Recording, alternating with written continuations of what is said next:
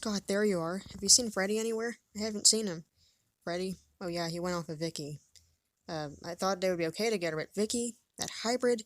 Oh, Scott, you know they shouldn't be together. I got bad feelings about her, okay? We can't just...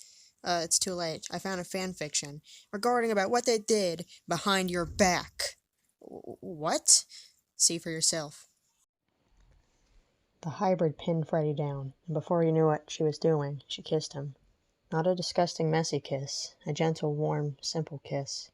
The bear's heart fluttered wildly, and much to his abysmal shock, he kissed back. Vicky didn't show any signs that she hated it. Instead, she kissed even more. The cold from the ice cave was practically unnoticed now. Freddy moaned softly, wrapping his arms around her in an embrace. He felt happy and scared all at once. What if Fredbear found out? What would his friends think? These thoughts were pushed aside when Vicky straddled him. Freddy lay back against the icy wall, numb to its feeling. They stopped kissing to catch their breath, and Vicky's tail wagged, tickling Freddy's legs. He noticed she was trembling, but it didn't seem to be from the cold. They looked into each other's eyes and read one another's thoughts. Vicky loved him, and he loved her. The tension that had grown so much between them finally broke, erupting into this passionate foreplay that seemed to come out of nowhere. Freddy breathed slowly, staring up at Vicky, who stared back. Finally, she gave him a look.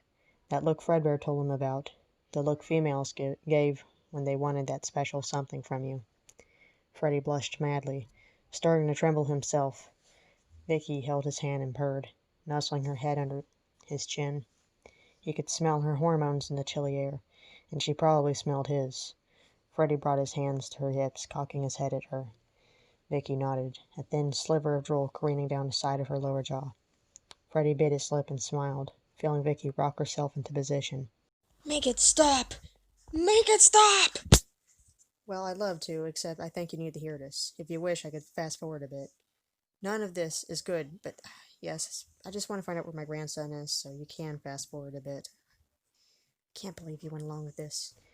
Panting, Freddy turned his gaze from the icicles on the ceiling to his new mate. Vicky was still whimpering in ecstasy, her head on his shoulder and her claws still burrowed into his sides. The sweat on the two of them made the cold return, so as much as Freddy didn't want to move from such an intimate position, he didn't want either of them to catch hypothermia. He carefully lifted Vicky off of him and tucked himself back in. Vicky got dressed, teeth chattering as she did so. Her legs were shaken, but she managed to stay on her feet. Freddy offered his hand and she took it. They both made their way out of the ice cave and into the blizzard that constantly rained on the dusting fields. Vicky let out a shuddery sigh, pulling her green cloak tighter around her body. Freddy gently growled, nuzzling her cheek before letting go of her hand. They couldn't let anyone know what had happened between them. Vicky understood, but not before giving him a lick on the lips and a kiss on his nose, making it squeak. Freddy took a deep breath before teleporting them back to Fazbear Hills. You have failed me for the final time, Scott. I did what I needed to do. You know Freddy was getting too close to that treasure. It could have been the end of the world, you, and even worse, me, the creator. You still think this is all about you? I have to ask, Scott, why do you subject me to such torture? Well, allow me to introduce you to somebody. His name is Malhare.